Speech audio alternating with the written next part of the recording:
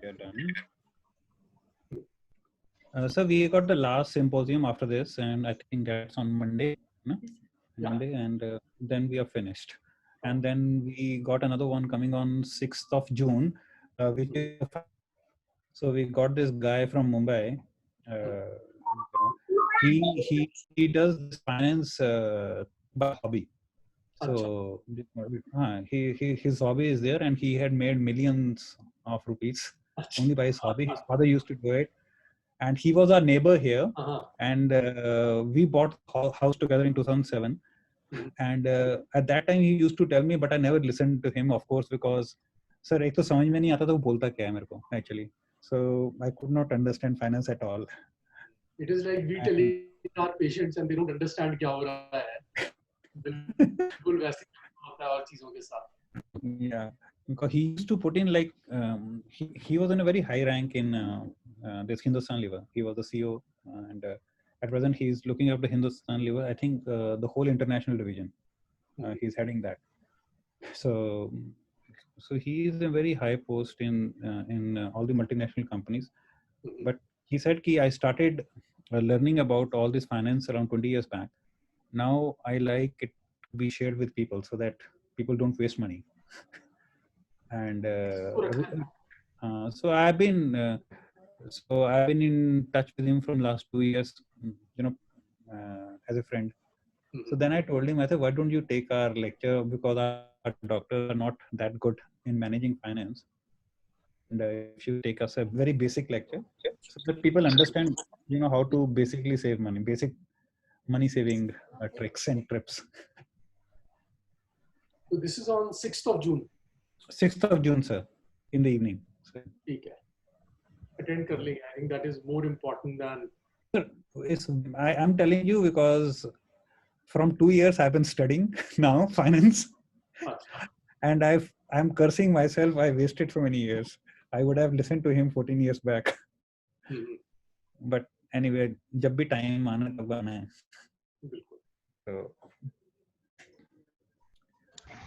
So should we start, sir? Yeah, I think we can start. Okay, Dr. Gulshan said he will introduce. Sir, I will give the mic to him. I'll just put in this in the slides. Sir, I will give the mic to you in 2 minutes. Okay. Okay. Welcome, friends, to VI Certified Digital Win Live Symposium. And we really like to thank Servier and Certia Pharmaceuticals for such a good initiative and helping us. You can see it's the second French pharmaceutical company, and earns a lot of money, put in a lot of money into the research. So that's what is very important for us. Important point is that all the products, they come from China. They are made in France. And they really like to thank the frontline health heroes. And we also like to thank them in return for helping us to educate the doctors and the public. There was 28th May, yesterday, there was a launch of the Facebook page of WeMove. And what that means is we teach people about chronic disease, and we want us to join this program. And then we are going to ask all the faculty members to put in a few things over there so that people can be educated.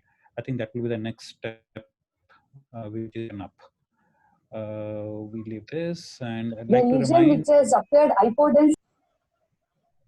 Hello. Sorry. Okay.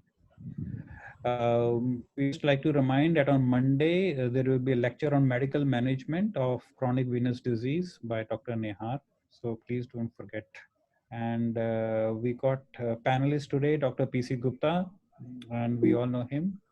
And he's the next president of VSI, Vascular Society of India. And Dr. Gulshanji, he has retired from a fantastic hospital in Delhi. We go long back, and I'll hand over the mics to you guys, please. Thank you. Thank you, Dr. Rahul. So let me introduce Dr. Rahul Jindal, who is the speaker for the day. Dr. Rahul Jindal is Director Vascular and Endovascular Surgery, Fortis Hospital, Mohali. He is the immediate past president of Venous Association of India, and he has done fellowship in vascular surgery at St. Mary Hospital, London. He is the first one to start certification course in vascular ultrasound, and the 6th certification course in vascular ultrasound was held at Fortis Hospital, Mohali by him in August 2019. Apart from that, he also organized glue course and a AV fistula angioplasty course. So he'll be presenting his talk today on tips and tricks for the duplex ultrasound investigation in chronic venous disease. Dr. Rahul Jindal, please. Thank you, sir. Sir, can you hear me? My voice is clear? Yeah. Thank you, sir. No, please go ahead. Yeah, thank you, sir. So I'm just going to put in a very simple slides. I don't want to go because this is lecture is meant for ultrasonologists by the phlebotomist or the vascular surgeons, not like an ultrasound by the radiologist, because that's very high-fi and a lot of points are there and a lot of physics, and some of that physics I actually even don't understand. And really, I don't want to understand that much in depth because I'm not going to be an ultrasonologist.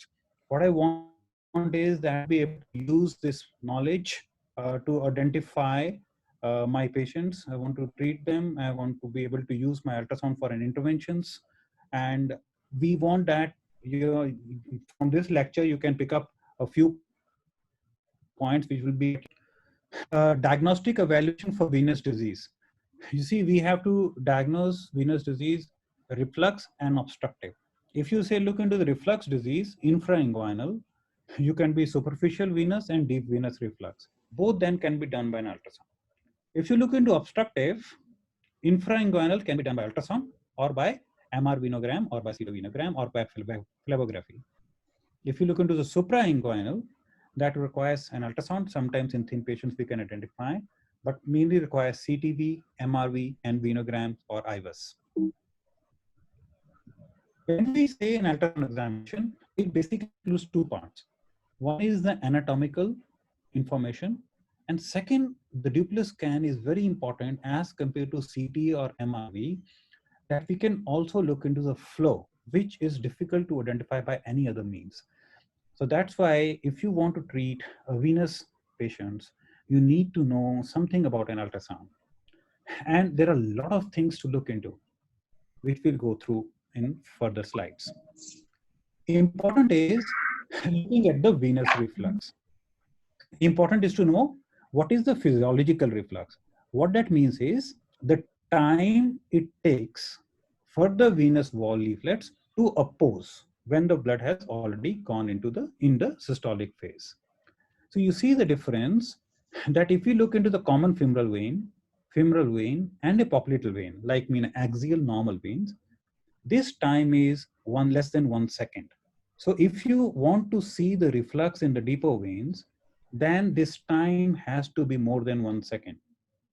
Similarly, if you look into the superficial veins, this time is less than 0.5 seconds. And in perforators, in some studies, they have shown it drops to 0.3 seconds. So what that means is if you want to look at an SFJ incompetence, that time has to be more than 0.5 seconds. This reflux can be pathologically because of congenital reasons, primary reasons, and the secondary post-thrombotic in around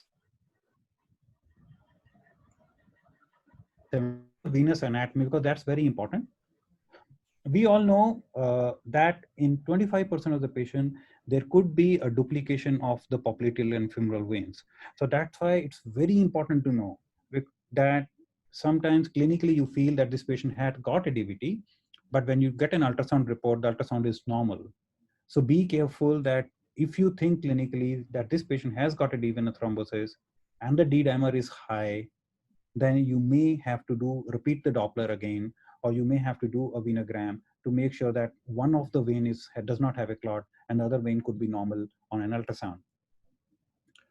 If you look into the long saphenous vein or great saphenous vein, when it drains into the saphenofemoral junction, there are two other main branches which comes out of it.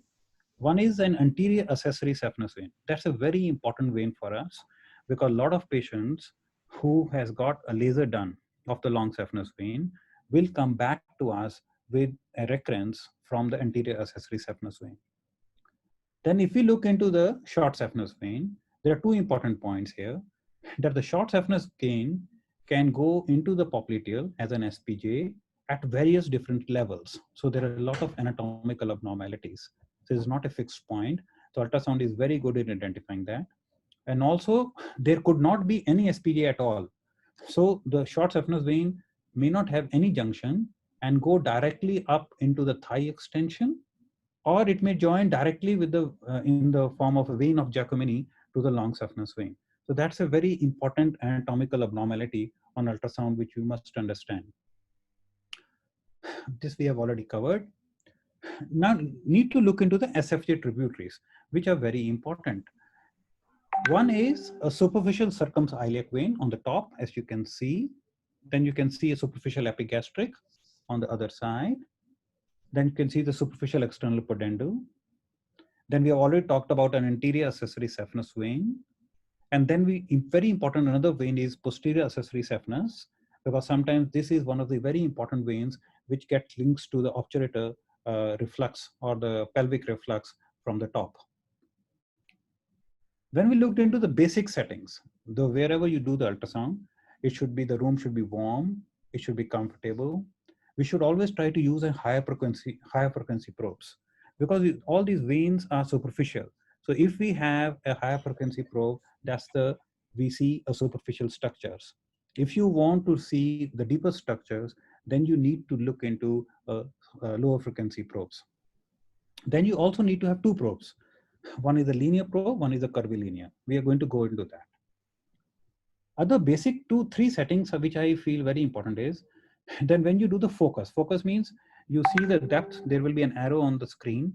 So we should always try to focus on the posterior wall of the vein, or that allows a better resolution in the field of imaging. Also try to have in the gain, which makes the screen go white and black, always try to make the dark background, because it avoids the overestimation of velocities.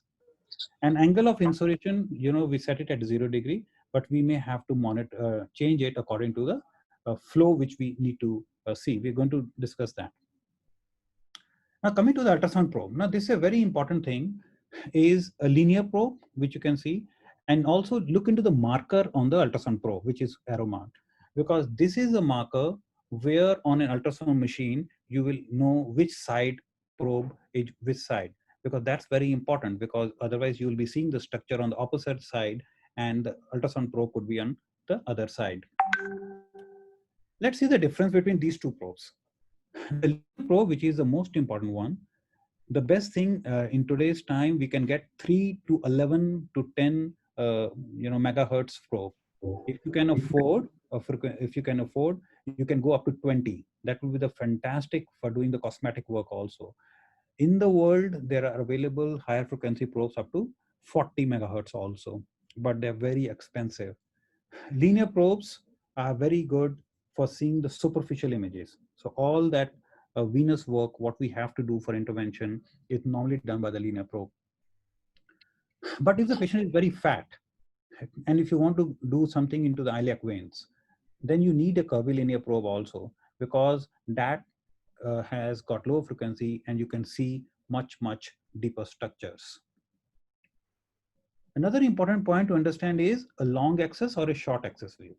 You see a lot of people, when they do an ultrasound, sometimes they do longitudinal axis, some they do axial axis. There's various differences which are there. You need to understand that as you keep on practicing, you have to use both these axes, but understand the basic difference. When you do the long axis view, you keep the probe parallel to the vein. And when you do the parallel to the vein, you see that blue color thing. It's such a huge area of the vein you can see on an ultrasound. As compared to if you see the axial view, you will see only a very small area of the vein. So that's why if you do a long axis view and then do a guided puncture, then it's always much easier, because you can see a much longer area of the vein to puncture, and you can just move the needle here and there and find the vein and puncture. But some people puncture it on a short axis view. And when you puncture on a short axis view, you can see you have to be in that small area, that vein. That's why sometimes in the beginning, if you are puncturing on an axis view, then it becomes short axis view, it becomes difficult. But short axis view is also used for puncture when you're doing an IJV puncture, because putting a longitudinal probe is difficult because neck is short. So then the axial views are better to do the puncture. So you have to see which view you have to take where. I personally, when I have to give a tumescence in laser, I use a short axis view rather than a longitudinal. But when I reach the SFJ junction, then I want a big area and I want to put my needle very close to the SFJ junction to give a good tumescence. Then I change it to a longitudinal axis. So you have to learn both these views to give you the best results. Coming to the essential components. With an ultrasound, you can visualize, you can compress, you need to look into the venous flow, and then you also need to look into the augmentation flow. Let's see what is the position of the leg which is the best described. When you are examining the reflux, then it's better to make the patient stand. The examining leg should be relaxed and with the weight on the contralateral limb, and it should be externally rotated. And you should be in a very comfortable position, better to sit down so that, and this patient should be standing on a slightly higher raised up so that you can easily scan the leg without hurting your back also. When you're doing the lesser saphenous vein, short saphenous vein, then sometimes if the patient is not able to stand, you can give him a frame to hold on so that patient is very comfortable, and you can go behind, sit down on a stool or a chair comfortably, and you can do the scan of the short saphenous very comfortably. The technique or the sequence of examination is very important, I feel, because you should not be haphazard when you're examining a leg. It's better to start at the common femoral vein above the junction, and then SFJ with terminal and pre-terminal walls, then come to the popliteal vein, then the deep calf veins. Then you should look into the GSV with the tributaries, non-saphenous veins are examined next. And then you look into the perforating veins or how they are linked to the main veins. So I think there should be a pattern, whatever pattern you want to choose, you can choose it. It is just one of the examples I like so that I'm very clear in mind what I'm doing. Let's see on an ultrasound how does a great saphenous vein looks like. You look into the picture on the right. The great saphenous vein, the top yellow line is the skin. Just below the skin, you get some subcutaneous tissue. And below that, you will get a superficial fascia. And below that, a deep fascia. This facial layers gets divided into two. So in between this facial layer, there's a black colored structure, a round structure is what we call saphenous vein. And this is also described as an Egyptian eye because it looks like an eye, which we have put in this marking on that. So it's very important to understand this, that GSV is inside this facial layer. If you see any vein which is above that green line and below the yellow line, that is not a GSV, because that's very important for us for vein marking for femoropopliteal bypasses. If you want to take this vein out for anything, even if you want to do the laser ablation, because sometimes in obese patients, you may just see the vein around 2 centimeter below the skin, but that may not be GSV. The GSV could be around 7 to 8 centimeter inside the skin. So you may just miss the GSV considering, and you could just ablate the superficial vein. It could be just a branch of the GSV, and you could leave the disease behind. So that's why if you know the anatomical landmarks, that you need to identify this in between the facial layers. You can see the tortuosity of the GSVs, you can see the side branches or the perforators on an ultrasound. You can identify anything. When you see the ultrasound B mode in simple terms is black and white mode, okay? So here is just the plain sound waves from the probe goes down, hit the structures, the sound waves comes back, and it goes into a computer and it gives you a structural figure. Is it a solid or a liquid or a gas? Now look into this picture The center one is a common femoral vein. So let's concentrate on that. You see, you can't see any wall. So it's a very thin, invisible ball. It's very smooth. It's an anechoic, means there will be no echoes. Because if it's calcified, then you will find some echoic shadow, posterior acoustic shadowing, you'll see behind that. If there is a clot in the common femoral vein, you will see an echoglumen. It's compressible. All the veins, if you put in a pressure with a probe, are compressible. Look into this. This is a very important sign. Top two slides. If you look into this picture, it shows the head of the Mickey Mouse is formed by the common femoral vein, and the long saphenous vein, the great saphenous vein, is draining into the common femoral vein. And on the other side is a common femoral artery. So if you look into the transverse face of the probe in the groin, you should be able to see these three structures together. Now, this is a very important finding for the beginners, because where do you keep the tip of the laser fiber? Unless you see the Mickey Mouse, unless you are sure that this is an SFT junction, please don't fire the laser. So it's very, very important. So that's why this sign is so important sign in the ultrasound. The below two slides shows the greens on one side shows that the vein is fully open.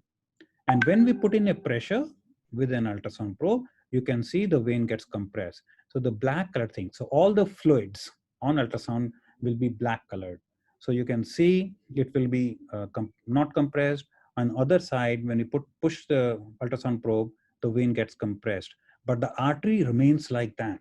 So that's how you differentiate vein and an artery. Okay. Of course, besides the pulses and the flow, but it's such a simple method to differentiate both the structures. Then you look into the flow into the veins. There are 5 things which we must understand. These words, they look very complicated, but they're very simple to understand. Vein will always have a spontaneous flow, of course. So when you will put in a probe on the vein, you will see a continuous flow into the vein. Either on inspiration or expiration, the flow will be continuous. Phasic flow. Phasic flow means when you take an inspiration and an expiration, the blood velocities in the vein, they differ, because blood from the vein has to go through the diaphragm into the right heart. So when you intake an inspiration, the intrathoracic pressure increases, and that's why the blood flow decreases a bit. And when you expire, it's opposite way. When we inspire, then there is a negative intrathoracic pressure. So then the blood will increase the flow in towards the heart. And when we expire, the blood flow will little bit shut down. It will come down a bit. So that's why what we call phasic flow in the larger veins. When you do a Valsalva, you increase the intrathoracic pressure quite a lot. So then what will happen? The blood in the vein will stop flowing under the probe. When you will compress in the calf, the blood in the vein will flow. So what we call flow augmentation. And there will be a unidirectional flow, because always the blood from the vein needs to go towards the heart. You see, if you understand these 5 things, everything is done. So you are an expert in an ultrasound, because by which you can easily identify any disease in the vein.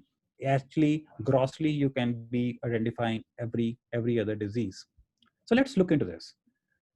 The black colored thing is a vein, and there is an pulse Doppler, and we look into the probe, and you can see below the line, you can see that there is a wave which is coming up. So that is a competent vein wall. We'll show how the different it looks like. So if you look into the flow form, you see it's a continuously flow of the blood up into the common femoral vein. Similarly, if you look into the flow pattern down there, it's an inspiration and expiration. Inspiration, so it's a small wave like a mountain. It's continuous flow. There is no high and low up, and there's only a very small mountains are formed, inspiration and expiration, and continuous flow of blood towards the heart. Unidirectional flow means, as I told you, the blood on the probe will be going towards the heart. Phasic flow, look into this. This is what we call phasic flow. Inspiration increases, expiration decreases. So it keeps on going.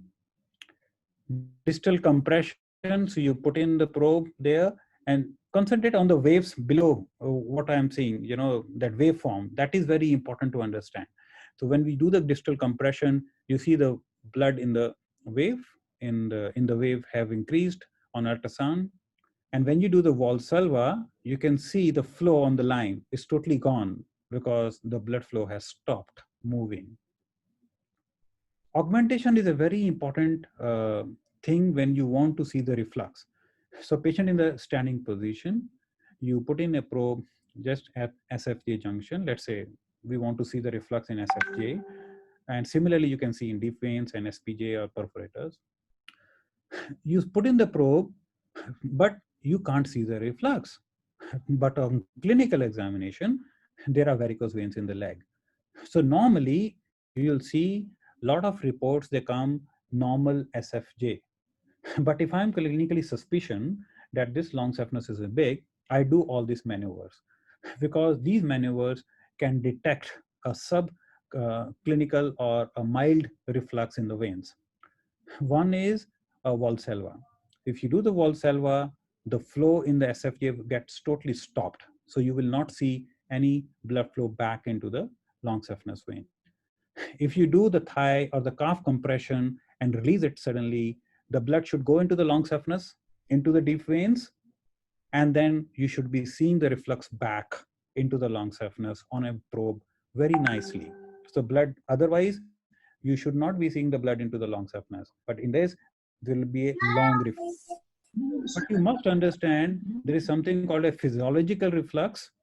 Means if in a normal individual, there will be a blood which will be going from long saphenous to deep veins, and there will be some reflux which will be coming back. And that in SFJ was less than 0.5 seconds, as I told you. But if the blood is keep on coming back into the long saphenous for more than this time, that is abnormal. Then you can also do dorsal and plantar flexion. So you ask the patient to take your toes up, then that causes a very strong muscular contraction and the blood should move up. And as you relax the toes down, the blood should come back. So that's what is a dorsal and plantar flexion that can detect a smaller reflux. Then recently I learned about this maneuver, and Dr. Arika from Germany, she's fantastic in this. So she described this, what we call dependency maneuver. So if you're still not able to identify, you make the patient lie down, leg elevate for 20 seconds, make the patient stand, again, put it on the long saphenous, you should be able to see the reflux. How it has been shown, she has shown this, it's her slide. It's when on the left side, when we put in the probe into the long saphenous vein, and when we did a manual compression and decompression, you can see the below curve is a compression and the top one is a decompression, very small reflux, not huge. So we thought this patient has got an SFJ competent. But when we did this dependency maneuver, look what happened. The patient had a huge reflux into the long saphenous, which was more than 0.5 seconds. So I want to use this maneuver in a clinical practice and see in the patients where I'm very doubtful, will this really help in picking up the cases? There are a lot of pitfalls in all these provocation maneuvers. If you want to do the manual compression, the pain, some patient gets a lot of pain. Some patient, the calf is so big that you cannot press it with single hand.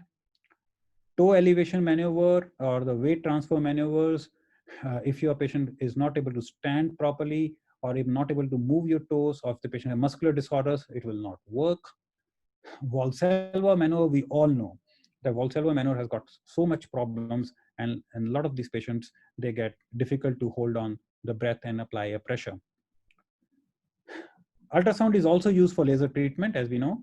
So we can easily place the tip of the laser fiber wherever we want to place. Want to use 2 centimeter, want to do 1 centimeter, or if you want to do a crossectomy, laser crossectomy at the SFJ, You can also use for tumescence, and you can also guide the laser energy in a continuous method on an ultrasound.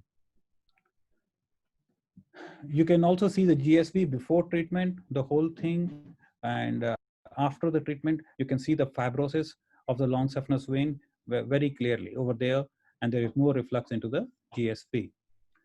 We can use the ultrasound for vein mapping, as I told you.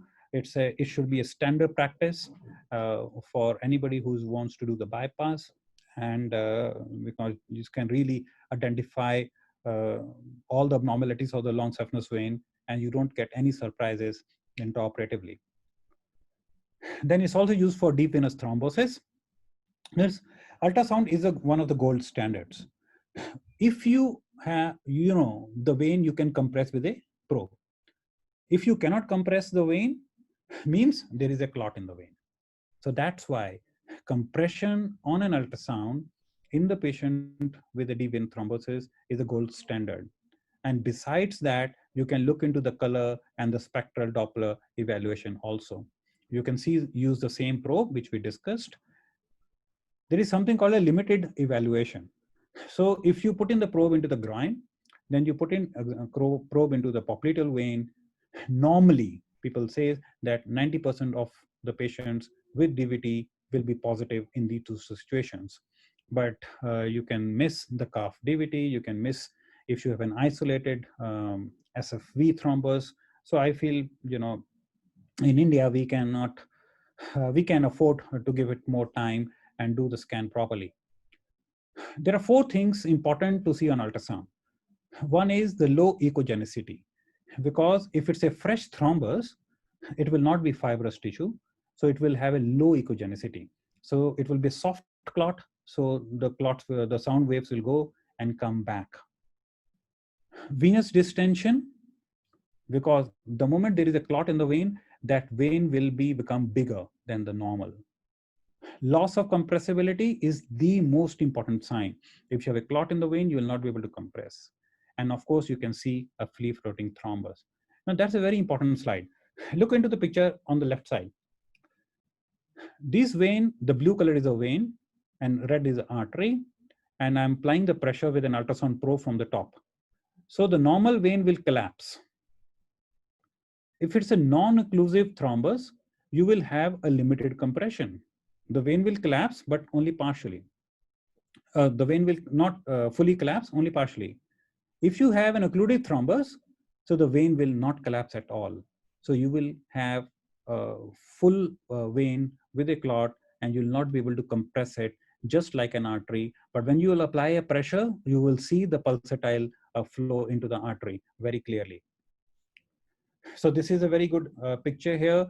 Common femoral artery on the left side. The vein is there on the center, and you can see no compression. And with compression, you are not able to reduce the diameter of the vein.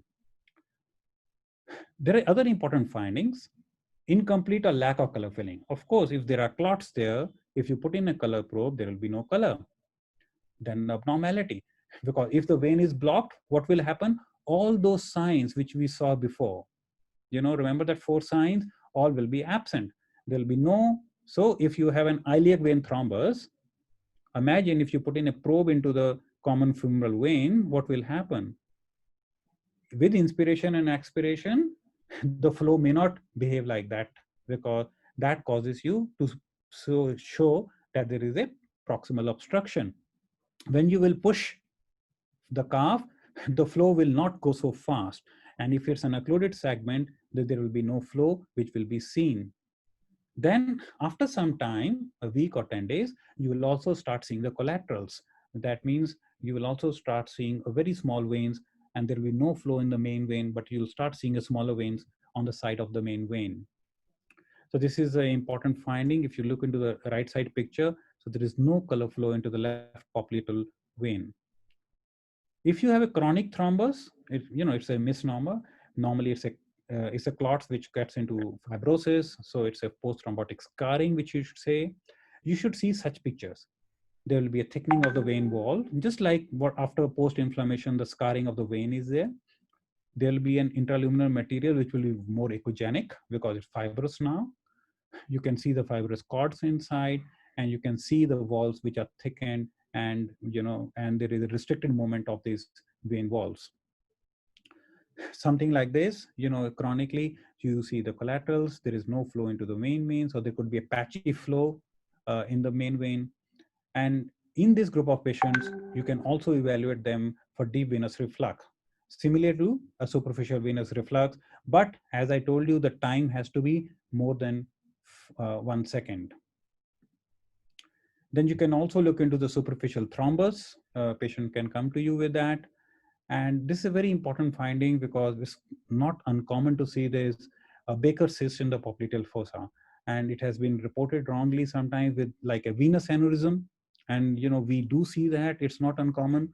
And like 10 into 15 centimeter venous aneurysm referred to us, a thrombus venous aneurysm. And when it comes to you, when you see the anatomy of the disease on an ultrasound, then you can easily differentiate between the two. So ultrasound has got a lot of advantages. It's non-invasive, low cost, it's portable, very high diagnostic accuracy, and give you a physiological information also. Of course, there are drawbacks because you need to know the machine very well, and it's not very, very easy to learn. It takes a bit of practice and time. And you need to understand that there is a good machine and a bad machine. And so there will be a difference. If you have a good hardware, then you can get a much better results.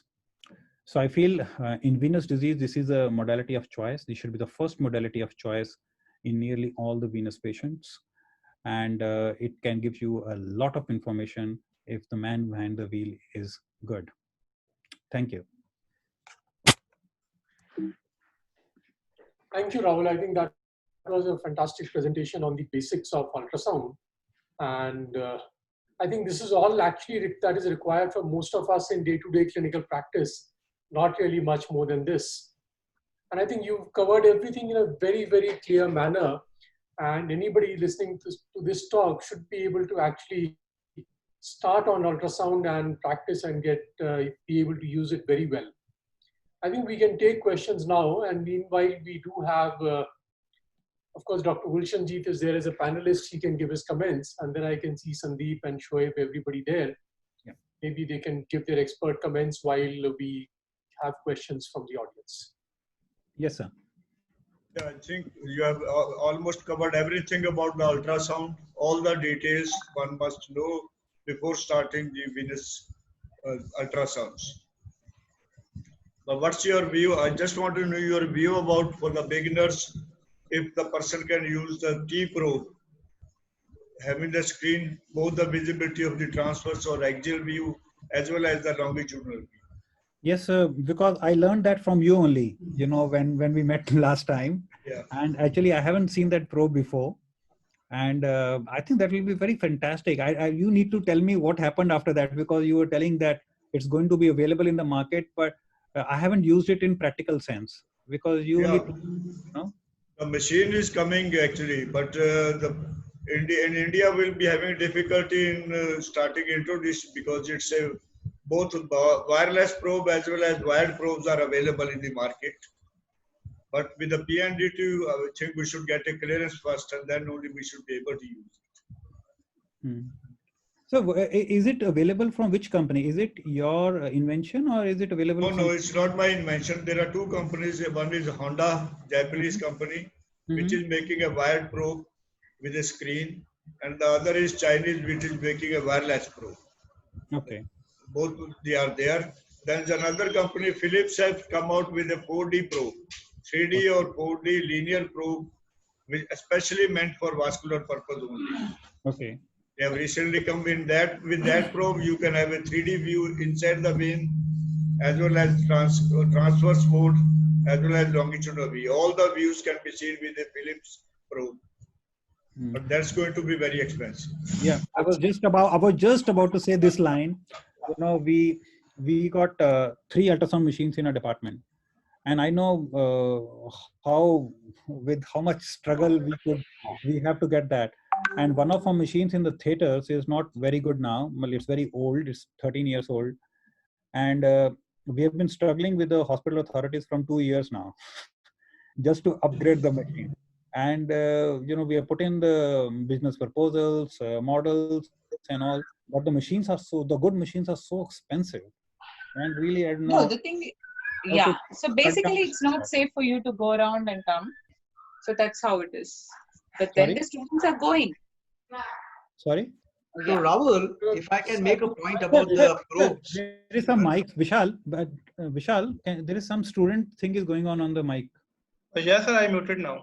Please. Okay, right. Dr. Bataria, please. Yeah, Sir, thank you. Rahul, so as Dr. Gulshanjit Singh said about the handheld probes, I basically actually have seen the probes. I've worked on them both in China as well as in Korea. Now, there are 3 different Chinese companies making these handheld probes. They are excellent probes, and their frequency ranges from 4 to 11 megahertz, which is absolutely ideal. These are wireless probes. They can be connected to your iPhone, they can be connected to your regular Android phone, they can go onto your tablet, or you can directly project it onto a screen.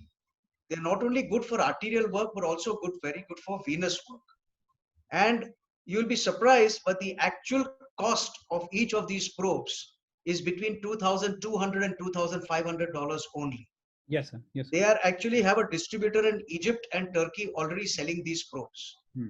Now, the question here in India, as Dr. Gulshanjit Singh said very clearly, is the PCPNDT Act. However, if it's a major hospital, and if the major hospital applies for use of this probe within its particular department, there is a possibility that you might get it sanctioned. If you can do that for your hospital purpose, then becomes very, very easy. As you rightly pointed out, your large machines which are available, like for any company, I also have 3 machines in my clinic. They vary anywhere from 8 lakhs to 23 lakhs. That's a lot of money to invest. And therefore, if you can get access to these handheld probes, which don't work out to more than 2.5 lakh rupees max, including the landed duty and everything, I think that will be very, very good. Sure. Sir, I just want to comment on this. I've been, seeing this handheld probe from 3 years. And first time I saw it in American conference.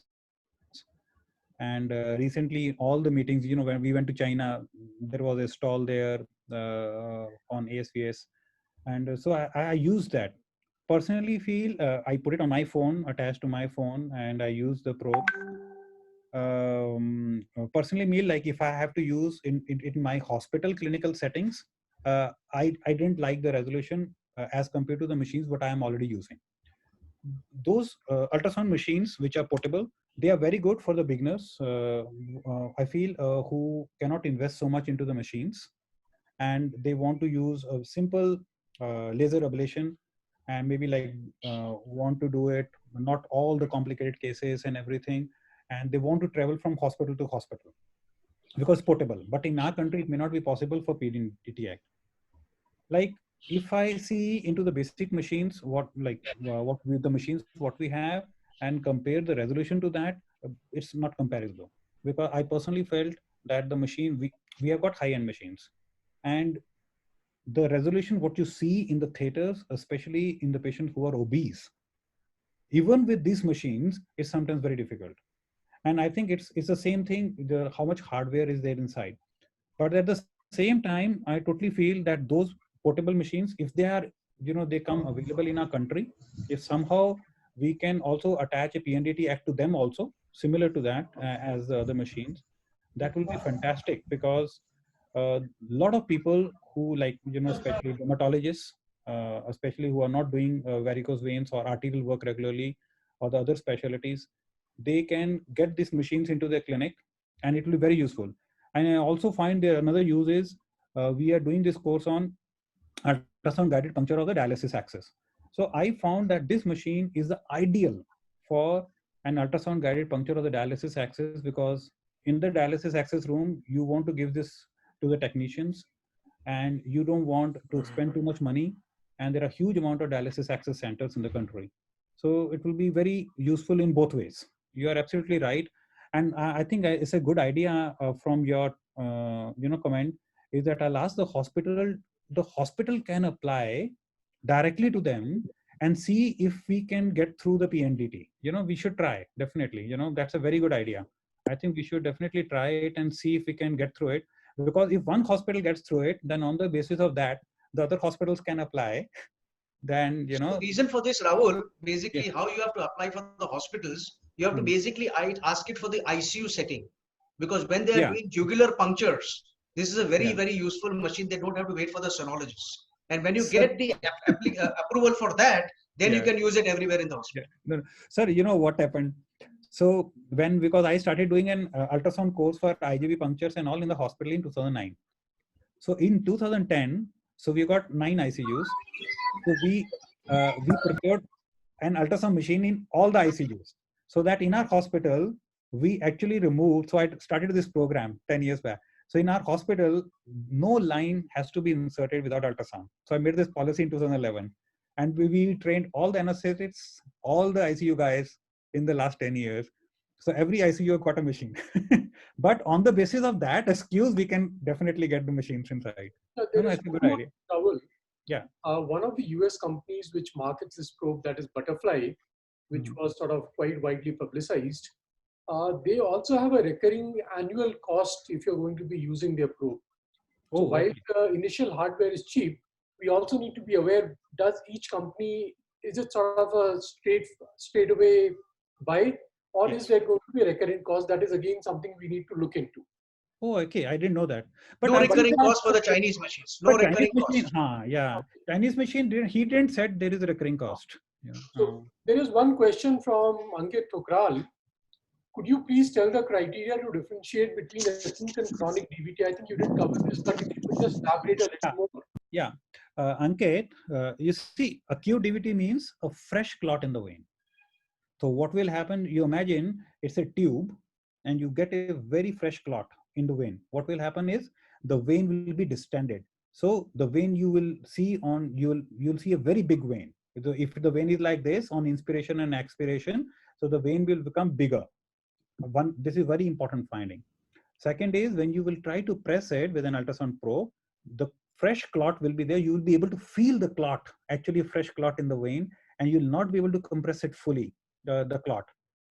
The third is there will be no flow into that clots because it's an acute DVT. Normally acute DVT fully blocks the vein. So you may see a small blood on the side, but mainly it will be like fully clotted vein. Third, as the clot is fresh, it will not have a fibrous tissue. It will not have depositions. So it will be, and it will not be that echogenic. So it will be very less echogenic. So once you see an acute DVT on ultrasound, you'll be able to differentiate it's an acute or chronic. When you come to the chronic, what will happen is all these fresh clots will gets either dissolved or gets eaten up by all the macrophages and will get converted into a fibrous tissue. So the vein will not be that distended. The vein will be collapsed a bit. It will be, you will be able to partially compress it because now the thick clot is not there. It's a fibrous tissue and the blood has also started moving through it. Then you will also see an echogenic shadows inside it. Then you're also able to see the fibrous tissues. Then you'll be able to see the lot of collaterals. Then you also be able to see some flow because there will be a partial recanalization of the vein. Then, all these findings combined together, then you also have to take a history. When did the patient started having the pain? All combined clinical together, along with ultrasound findings, you'll be able to differentiate. Rahul, there is a small question. Please. So many patients come for the DVT. If it is suppose a iliofemoral distal DVT, how frequently the Doppler should be repeated the DVT? And they are carrying the 4 or 5 reports of the Doppler. Every second or third day, they get the Doppler. I think in the panic or somebody advised them. I know. Yeah. What is your idea when ideally the Doppler should be repeated? You see, I went through this a long time ago because to my, I do all the investigations on the basis of my understanding of the pathophysiology of the disease. So in my practice, if I get a clinical diagnosis of acute DVT, I get a Doppler, it confirms acute DVT, I will not repeat the Doppler at least for 3 months. I don't repeat unless there is some change in the patient, means patient gets a pain in the other leg, on the treatment, or patient gets some symptoms which are not routine symptoms as in the treatment phase. So I normally don't repeat. If the patient is from very far off and the patient in a very remote area, I actually even don't repeat at 3 months, because if in my mind I have to continue the anticoagulation for 6 months, so I don't want to get a Doppler repeated in 6 months in between, because it does not change my treatment. If, let's say, whatever you find, whatever the findings are there at 6 weeks, non-resolution of clots, the clots are similar, still I'm going to do the same treatment. I'm not going to change the treatment. So I will treat the clinical findings. So let's say we had this patient who was started by some doctor with a patients on directly on DOACs. And this patient was referred to me 10 days later after the acute DVT. That patient's pain is extreme. She can't even sit, she can't even stand, and she's already on the full treatment, and the patient is not responding to the treatment. And 15 days on 15 milligram twice a day dose of Xarelto. So this is something where I want to repeat the Doppler, because I want to see, is there something which we are not missing? Is there subcutaneous edema or some other thing which I'm missing something?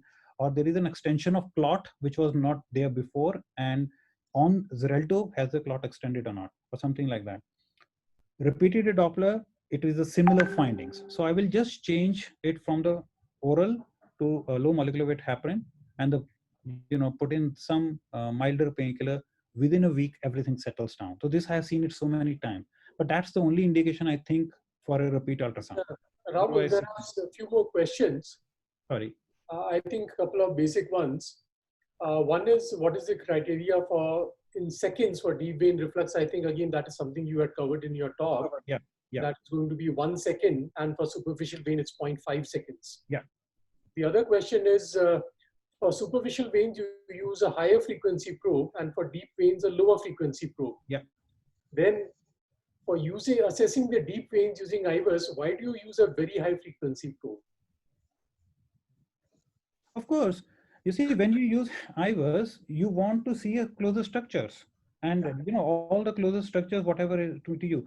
If you use a low frequency probe, then you will see the structure outside the IVUS. So there are IVUS which are available of different frequencies, and so what you want to see is close to you, all the structure which are closer to you in the IVUS, not like far off things. So it's the same reason. Yeah. So Haritha, is it clear? So if you are using a high frequency probe, you see structures which are close to it. And if you are using a low frequency probe, you see things clear which are far from it. So IVUS, the probe is very close to the deep vein, and that is why you need a very high frequency. Okay, sir. Another question is, how often do you find isolated calf vein DVT? It's difficult to assess ATV and PTV sometimes. So do you routinely assess them, Rahul? Yeah, basically, you see, in my clinical practice, I treat all patients on the basis of clinical findings. What that means is, if the patient does not come to me with pain in the calf, I don't do. Why will I examine the calf on ultrasound routinely? If there is indication, like patient had a TKR, normally when you see an isolated calf DVT means, you will see it either the patient was lying on the bed or patient had a TKR or THR. If the patient has some calf pain, then you do an ultrasound. And ultrasound, you can see the flow. And I totally agree with you. Sometimes it's difficult to identify calf vein DVT in the especially small low veins. If you are in doubt, get a D-dimer done. As I told you before, if the D-dimer is normal, I really don't care, because the D-dimer is normal, that this patient does not have a DVT. So ultrasound is really, I really don't care about that. So then that pain is either because of subcutaneous problem or muscular problems. So yes, that's the way we treat them. We have a couple of more questions. In which position would you hold the probe while looking for deep vein reflux? I presume it comes through longitudinal or transverse. Yeah, so you can use transverse also. You can do a longitudinal also. So you can use actually both the positions, and because when you are seeing, especially the popliteal area, let's say, and then sometimes longitudinal is difficult in an obese patient, so you see transverse. And but you can see both. If you look into the ultrasound findings, there are some reflexes which are being done in a longitudinal form, and there are some which are done in a transverse form. So we have one more question. Can you tell the role of sonographic elasticity imaging for estimating age of thrombus? You see, I don't have any clinical experience of that, and I have not done it. And there are reported publications on that. And to estimate the age of thrombus, what is the clinical use of it? It could be, I feel, only if you want to do a thrombolysis, because you want to do an early age thrombus. If you identify, you can go for a thrombolysis and all. But really, I don't have any personal experience in this. Please, from the panelists or Dr. Padaria, if you have any experience on this technique, please comment. But I really don't. I haven't used this technique at all. No, Rahul, I also am not very clear about this, about aging of the thrombus. There are lots of papers in radiology, ultrasound, whereby they do what is called acute, subacute, and chronic thrombus. Although nowadays the term chronic thrombus is no longer used in small fibrosis, because the thrombus actually doesn't exist. And it basically depends on the echogenicity. It also depends on the thickness of the vein wall and the ratio of the intima media to the outer level of the vein. But there are a lot of complicated calculations there. I've read a little bit about it, confusing. I'm not a radiologist, but I don't know whether really it makes any practical sense to do all of this. And we don't use it either. But as Rahul said, probably the only relevance, clinical relevance, might be in deciding if you would like to thrombolyze a patient or not. So sometimes the history can be a little unreliable. Yeah. Patients who come with deep vein thrombus, there it might make sense to be able to estimate the age. Yeah, but Ankit, I really don't know the exact answer to your question, but I'll come back to you on that. Yeah, okay? I think it's it's a stimulus for us to see what it is and read about it. Yeah, no, I have read the papers. I have read the papers long time back. But when there are some tests, we went to this meeting in Lviv in winter. So there were a lot of talk about this ambulatory venous pressure. And there was shops, and the people were selling their devices and everything. There was a lot of lecture. I actually, have read about it so many times from so many years, and I just got up and asked them one question, hall full of 200 people. And I was actually the chairperson. And I said, just tell me how many of you in the audience do this AVP? Not a single clinical phlebotomist was doing in the clinical practice. You see, that's the question is, there are a lot of tests, and there are a lot of huge amount of publications on ambulatory venous pressures, and there is an equipment available, and there is a uses of it. But all those devices are meant for some research. If you want to do some controlled research studies, then they are useful, but maybe not in the routine clinical practice. But I will come back to you, Ankit. Is there anything new which is there about this technique? Thank you, Rahul. I enjoyed your talk. Yes. Hi, PC. Hi. And Gulshan. Rahul, I might have missed it. There are two things. One is, did you touch upon perforators? And two, what Shoaib told us, how to look for the nerves in an ultrasound. So in case I missed it, perforators I just touched a bit, because basically I just mentioned that you need to look into the perforator the similar way as you look into the reflux at SFJ and SPJ. And the probe is the same, obviously. Same probe and same format, standing position, and you look into the perforator with the, if you are not able to see the reflux, then you can do the maneuvers. And so this is one. Second is your question about the nerves. I didn't put the slides, anything on ultrasound, but I think it's a good point. I have got a presentation on ultrasound guided nerve blocks. Look, I used to teach the anesthetist ultrasound guided nerve blocks here in my hospital. So because I've been doing it from 20 years.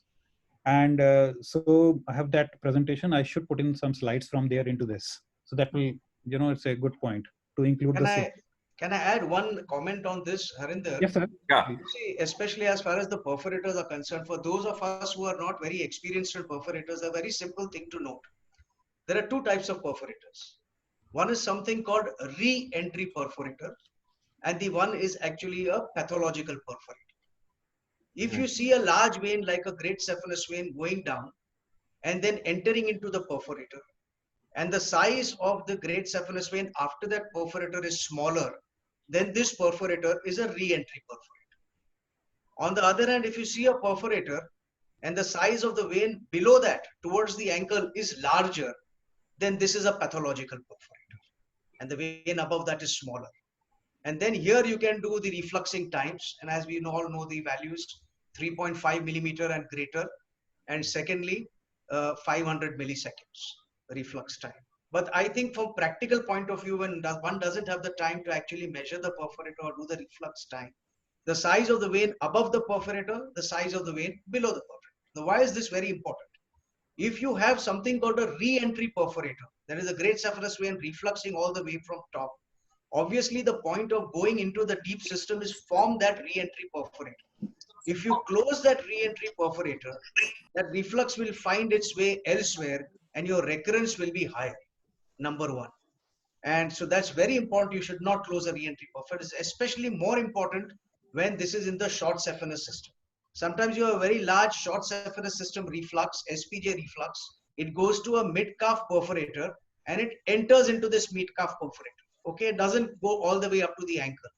If now you just also tend to close that perforator, which some of the people do, you land up with significant edema around the ankle, which takes a long time to resolve, and the patient will get calf pain. So re-entry perforator concept is very, very important to understand. Okay. Thank you. Thank you.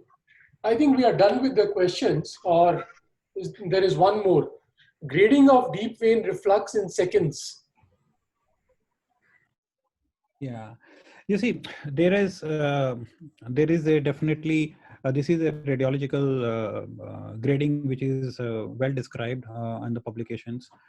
Grade 1, 2, and 3 reflux, depending upon SFJ refluxing, and they has been described two methods. One is on the basis of the timing, that if you are refluxing more than 0.5 seconds, 0.5 to 1 and 1 to 2 seconds, and it also how long the reflux goes. So like if it is refluxing for 5 centimeters, it's refluxing up to 10 centimeters, refluxing up to 15 centimeters.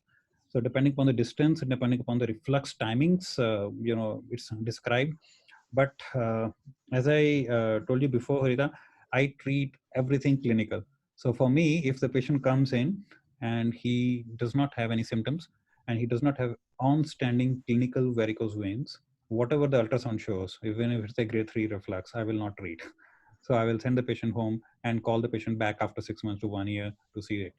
And so for me, if there are huge varicose veins in the calf and the ultrasound shows grade 1 reflux, so I will treat it. So, so it's all basis of clinical. And this you definitely see that sometimes you have grade 1 reflux at the top and varicose veins in the calf, and sometimes you have grade 2 or 3 reflux at the top and you have normal veins below.